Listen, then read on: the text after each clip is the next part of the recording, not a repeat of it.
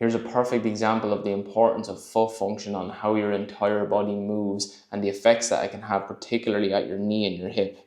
You can see in this top video here how when we push off of this working leg, the entire foot dumps inwards. We have no ability to maintain contact here with the outside edge of the foot on the ground. What that means is we don't get any real shape change happening at the ankle, or we don't get any change happening at the hip in terms of rotation. What we get instead is a foot dumping in, we get a tibia that follows, and we get a femur that also follows along in the same direction.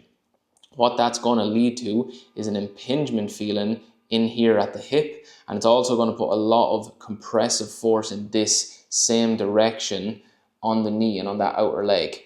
This client in particular has a big history of medial meniscus issues and hip impingement issues. Versus if we have a look here at the bottom, what's happening as we step to the right and push off of this right foot, you can see how the foot arch actually picks up and we get a supination of the foot, and that is coupled along with an external rotation here at the tibia, an external rotation at the femur, and now we can get a nice clean abduction of the hip and push our pelvis and turn it towards the opposite side. We're also getting a nice shape change here at the ankle where we decompress and open out on that outside edge and get a nice relative motion happening at each joint up along the chain. Versus here at the top, what we see happening is an ankle that doesn't actually change shape.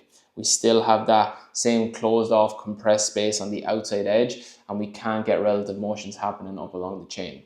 So if you've been having issues at the hip, at the knee, and in other parts of your body that you can't resolve, look at what's happening at your foot. It's absolutely key to how everything moves on top of that platform.